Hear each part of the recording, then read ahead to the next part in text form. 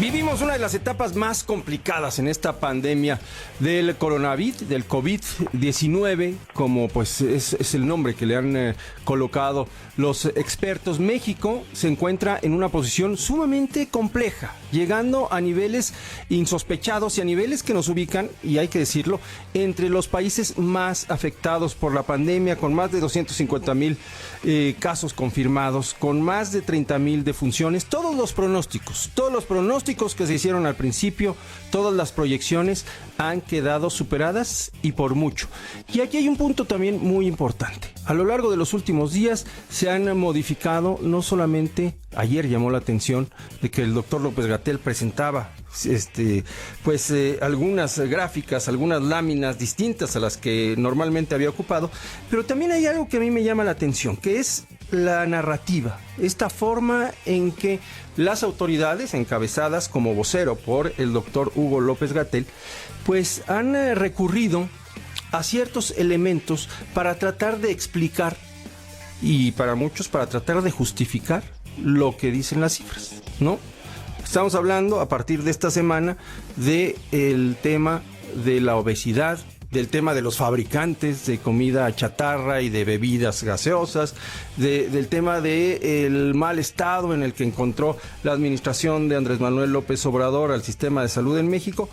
Algo que se sabía desde el principio y que si no se tomó en cuenta para fijar una estrategia, entonces estaríamos hablando de un error. Para hablar del tema, está en la línea telefónica y le agradezco muchísimo que nos tome la llamada la doctora Lori-Ann Jiménez Fliby. Ella es jefa del Laboratorio de Genética Molecular de la Universidad Nacional Autónoma de México, doctora en Ciencias Médicas con especialidad en microbiología, egresada de la Universidad de Harvard. Doctora, ¿cómo está? Buenas noches. ¿Qué tal? Muy buenas noches, Primitivo. Con mucho gusto de estar en el programa. Doctora, ¿cómo nos encontramos? A ver, porque hay un fuerte debate entre quienes están, y así lo voy a poner, porque además es un debate que en muchos sentidos se ha politizado, pero que sin duda está polarizado. ¿Se está haciendo un buen trabajo? ¿Se ha cumplido? No voy a preguntar si se han cumplido con las expectativas, porque no se han cumplido, y ahí están las cifras que se presentaron al principio y las cifras que tenemos ahora. ¿Cómo evaluar lo que hemos visto y lo que está haciendo la autoridad, doctora? Sí, bueno, pues es muy lamentable. Creo que hay que iniciar por decir que es muy lamentable que una situación como la que estamos viviendo se politice a este grado, ¿no? En donde ahora da la impresión que criticar el manejo de la pandemia o los resultados que ha dado la estrategia sentada por el gobierno para el manejo de la pandemia es sinónimo de apoyar o tratar de perjudicar a tal o cual partido político o tendencia política, ¿no? Creo que es muy lamentable porque esta no es una situación política, esta es una emergencia sanitaria. De hecho, es la peor emergencia sanitaria que ha visto la humanidad desde hace un siglo. Entonces, pues es realmente lamentable que se haga esto, ¿no?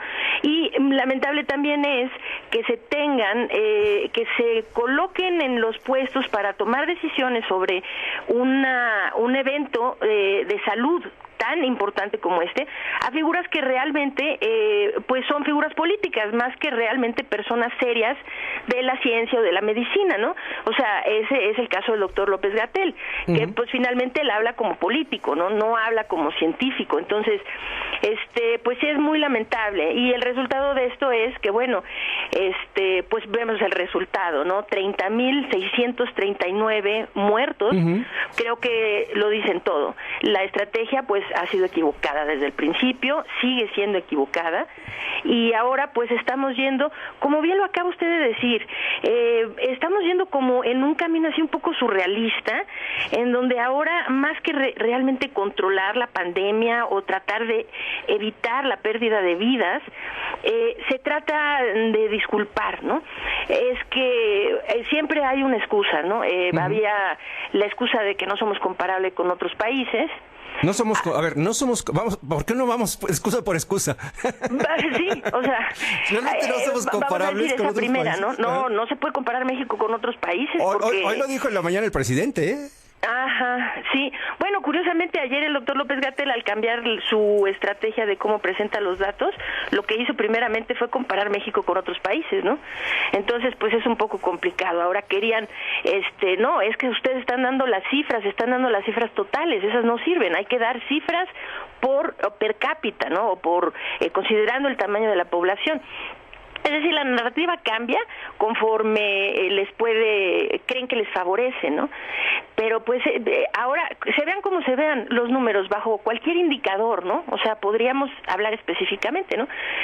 Vamos a decir, se decía, no se puede hablar muertes totales, hay que hablar muertes por millón de habitantes, ¿no? O sea, considerando la población. Bueno, por millón de habitantes, si tomamos los 30 países más poblados del mundo, sí. México está en el lugar 7.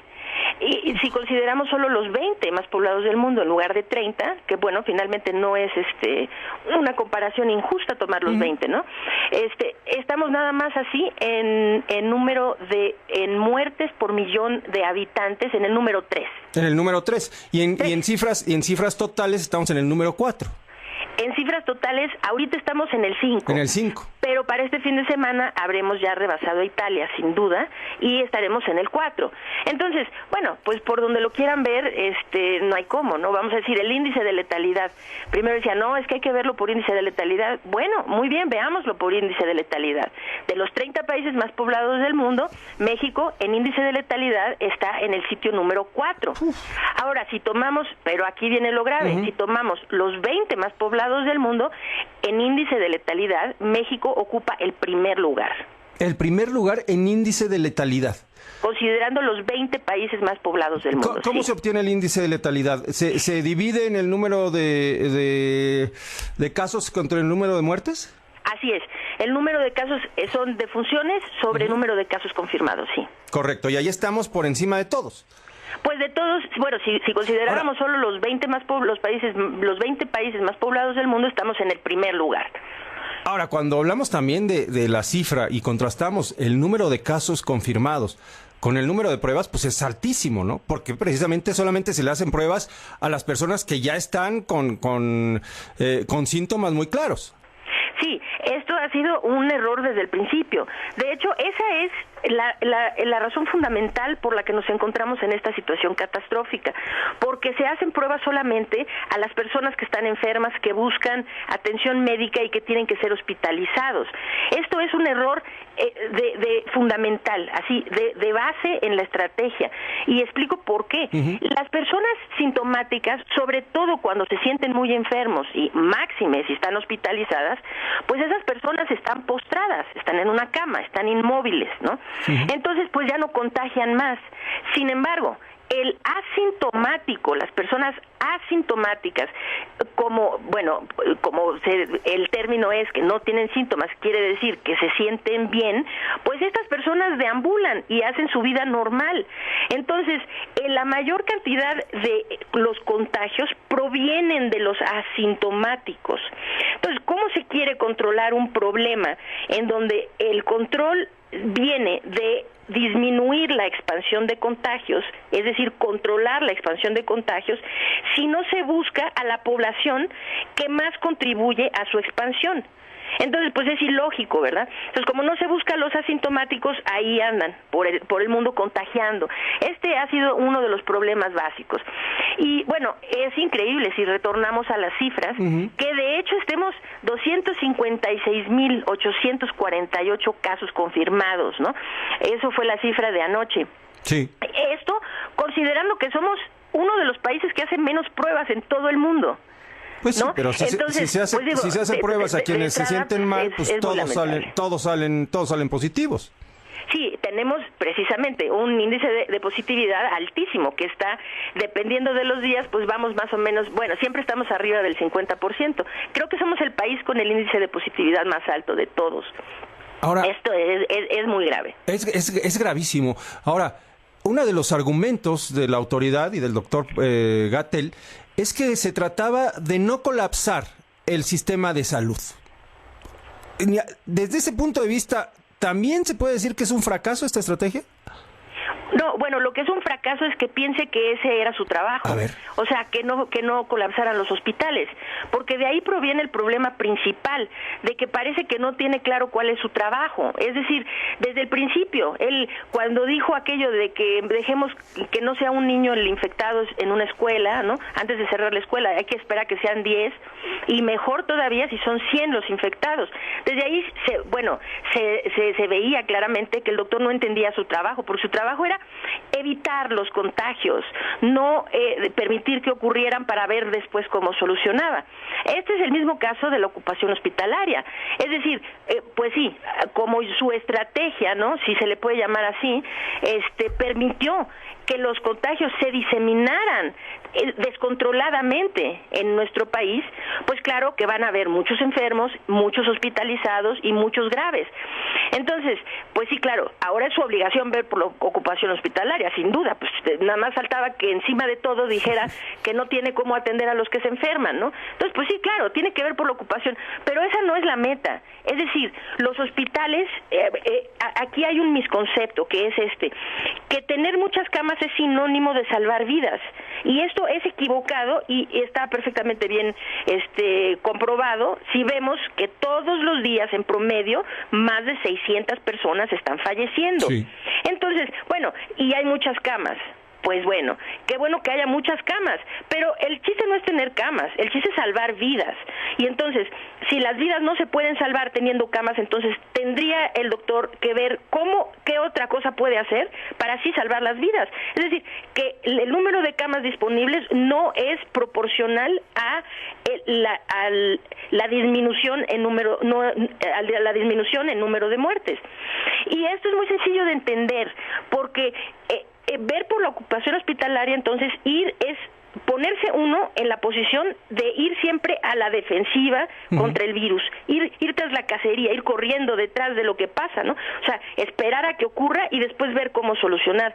Esto cualquier epidemiólogo, cualquier epidemiólogo, de hecho cualquier persona con un poco de sentido común puede entender perfectamente bien que pues la estrategia no es esa. La estrategia es ir a la ofensiva contra el virus, adelantarse a lo que va a pasar para impedir que ocurra.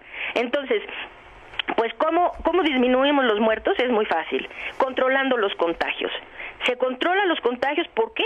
Porque un contagiado es un potencial enfermo mañana, y ese enfermo es un potencial hospitalizado, y ese hospitalizado es un potencial muerto. Entonces, ¿cómo queremos controlar? Porque el objetivo último, el único que importa es disminuir la cantidad de muertes. ¿Cómo se hace eso? Y en el proceso, además, ver por la ocupación hospitalaria no es manden más aviones a China, traigan más ventiladores. No, esa no es la solución. La solución es controlen los contagios. Se controlan los contagios, entonces vamos a evitar a los enfermos, vamos a evitar a los hospitalizados, controlando así la ocupación, y desde luego llegaremos al objetivo que es el único que cuenta, que es disminuir el número de muertes. ¿Se pueden controlar los contagios a estas alturas? Porque estamos hablando de que esta estrategia inició prácticamente a inicio del año. Llevamos 6 meses con la estrategia federal para combatir, contener, o no sé cómo llamarle, para atender la pandemia del coronavirus. Y a 6 meses, más allá de que no se llenen los hospitales, lo que vemos es que cada día es el día con mayor número de infectados. Es decir, no solamente no se contiene, sino que estamos peor que hace una semana y que hace un mes y peor que en cualquier otro momento. Así es, y vamos a seguir teniendo puros días récord. El de mayor muertes, el de mayor contagios, el de mayor... Sí, así vamos a seguir, hasta que no se haga una estrategia de contención. Pregunta usted, y esto sí, es una pregunta que apremia, o sea, ¿es tarde ya o no? ¿Es tarde ya o no? Bueno, evidentemente para 30.639 personas sí ya es tarde. Y sin para duda. Sus familias que estarán enlutadas por siempre por haber perdido a un ser querido cuya muerte era prevenible, ¿verdad? Entonces, pues sí, para ellos sí ya es tarde, y para los que en un ratito, o digo, el día de mañana se vayan a reportar, ¿verdad? Y así. Pero, mire, las proyecciones que existen ahorita, no estas que hacen, no sé cómo, que nunca le atinan a una sola proyección, ¿verdad? Que hace el CONACYT y la gente que trabaja para López-Gatell. A ver, las proyecciones serias internacionales están hablando que estaremos nosotros para septiembre u octubre, sí, saliendo de las fiestas patrias con algo que no vamos a poder celebrar, que va a ser más de 80,000 muertos. Uf. Es decir, que se está calculando entre 88,000 y 120,000 muertos de aquí al 1 de octubre, dependiendo de la proyección. Entonces, ¿es tarde? No, porque todavía se podrían salvar 100,000 vidas de aquí al 1 de octubre. Entonces, claro, ya no es posible controlar como se hubiera podido controlar atendiendo el problema cuando estaba, de manera temprana. Es decir, cuando estuvimos en la Jornada Nacional de Sana Distancia, sí, y que gran parte de la población estaba quedándose en sus casas, ese era el momento ideal, idóneo para que las autoridades se pusieran las pilas, instituyeran una estrategia de contención que está basada en buscar y detectar el mayor número de casos, y entre más asintomáticos se detecten, es más efectiva la estrategia. Esto es con el objeto de poderlos aislar, ese es uno de los objetivos, para que dejen de infectar a otros, se rompen las cadenas de transmisión. Y dos, para poderles ofrecer atención temprana, atención preventiva temprana, para que ellos no se compliquen y no terminen en el hospital o, en el peor de los casos, muertos, ¿no? Entonces, buscar a los casos, claro, ahí también detectar, rastrear a sus contactos, todos con pruebas diagnósticas, desde luego. Los contactos se rastrean, se les hacen pruebas. Los que salen positivos, bueno, esos van a aislarse y van a seguirse para darles atención temprana también. Esta es la manera de controlarlo. Es decir, que se está manejando la pandemia en nuestro país bajo las normas de vigilancia epidemiológica. Y seguido el doctor López-Gatell menciona esto, ¿no? No es propósito de la vigilancia epidemiológica contar a todos y cada uno de los casos. Eso lo ha dicho incontables veces, ¿no? Sí, lo que pasa es que, pues esto no es influenza estacional. Esto es una pandemia. Entonces, pues aquí no se trataba de darle vigilancia epidemiológica, se trataba de instituir un control epidemiológico, que son dos conceptos diferentes. Entonces, pues sí se puede hacer. No se puede hacer ahora la contención tan bien como se hubiera podido hacer antes, pero sí se puede hacer. Ahorita ya es imposible, digamos, rastrear así generaciones de contactos como han hecho en Corea del Sur, en Taiwán, en Vietnam, en Japón, que son países que han tenido mucho éxito en el control de la pandemia, ¿no? Entonces, ahí, pues sí, digamos, de un solo caso han podido llegar a seguir así hasta 30,000 contactos, ¿no? Algo por el estilo. Eso ya no es posible, claro que no, porque ahorita la expansión de los contagios es demasiado amplia. Pero sí se puede, por lo menos, y haría una diferencia enorme, detectar más casos y detectar por lo menos de cada caso confirmado, detectar por lo menos sus contactos de primera generación, se le llama, que viene siendo como mínimo su familia y la gente en su entorno de trabajo, la gente con la que trabaja. Esto no es extraordinariamente difícil, se debe hacer, se puede hacer, y es la única manera de que realmente esto se detenga. Bueno, nunca se va a detener. No se va a detener, pero sí de salvar miles de vidas. Miles, porque estamos hablando, si ahorita tenemos 30,000 y se está hablando que podrían ser entre 80 y 120,000, bueno, pues estamos hablando que de aquí al 1 de octubre, si algo se hace, podríamos estar salvando a entre 50 y 100,000 mexicanos. Muchísimo. Entonces, pues es un esfuerzo que vale la pena. Pues bueno, si 100,000 vidas no valen la pena, pues entonces no sé qué puede valer la pena, ¿no? Yo creo que sí, claro. Todos los esfuerzos deben estar enfocados en eso. Yo no dejo de insistir en ello, porque dejar de insistir en ello sería tanto como aceptar que vamos a ver aquí ver morir a 100,000 personas en los próximos 2 meses, ¿no?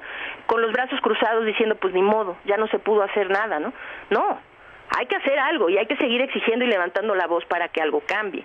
Mientras tanto, la población, claro que también tiene que responsabilizarse. O sea, nosotros, los ciudadanos, la gente de a pie, necesitamos concientizarnos. ¿Y qué necesitamos hacer?